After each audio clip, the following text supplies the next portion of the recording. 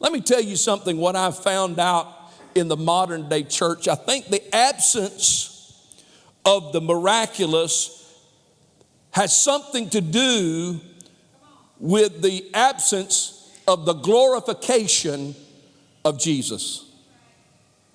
Now let's think about that for a moment. I believe the absence of the miraculous is the absence of the glorification of Jesus. I think that we have a church that has been influenced by a secular society to the place that we have a modern day church that has faith in our faith. Oh, I'm gonna go over here and preach. We have faith in our faith. You know, what happens is, I believe that in order for God to do things like he did in the early church, you know, the Bible kept saying about the early church in the beginning days of the early church that they were in one mind, they were one accord, they were unified. I believe that the enemy has kind of fragmented us, even as we sit sometimes under the same roof. We're fragmented because we have one group that tries to claim a greater faith than another group. We have one group that says, oh, my faith is stronger than theirs. I'm on another level of faith and all that. But I think what we have to do is we have to rewind and go back and study Faith 101. We have to study Faith 101. As a matter of fact, the Apostle Paul would say at one place, he said, I'm going to return to the simplicity of the gospel.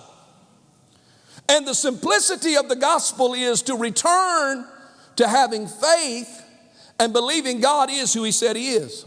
Now this is what I want you, what you say, Pastor, what are you talking about? I never saw this. It never stuck out to me like it did when I was studying for this sermon. I want to draw your attention closely back to verse 28. Notice what it says. They went right into the house where he was staying, and Jesus asked them, now don't you miss this. Jesus asked them, do you believe I can make you see?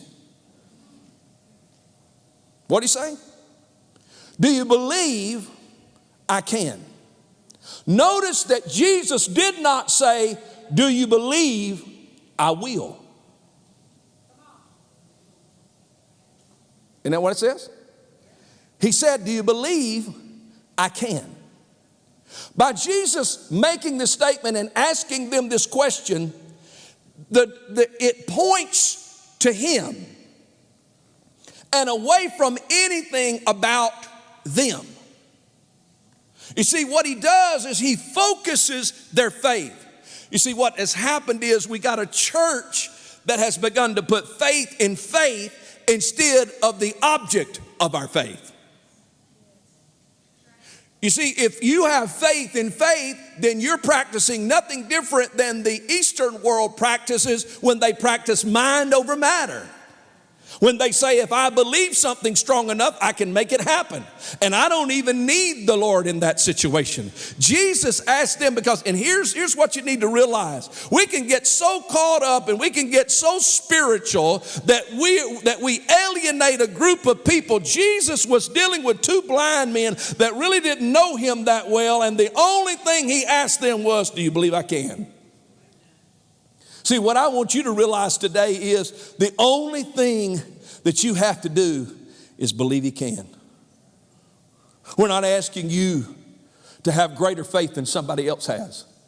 We're asking you the simple question, do you believe he can? Now, Jesus didn't go up further and say, do you believe I can? Yes, sir, we believe you can. Well, do you believe I will? Did he say that? No. He said, do you believe I can? They say, yes, you can. And he says, according to your faith, you're healed. What does that do? That helps somebody in this room that hasn't been serving God as long as you've been serving God. That helps somebody in this room that you've only been a Christian 90 days. Maybe you've only known the Lord 24 hours. Maybe you've just accepted, maybe you're just coming to know who Jesus is. That puts us all on the same level playing field, where all the Lord is asking of anybody in this room today is, do you believe I can? As a matter of fact, you remember when Jesus went to the house of Jairus to heal his daughter? You know who Jairus was? Leader of the synagogue. He was one of the religious people that didn't believe Jesus was who he said he was.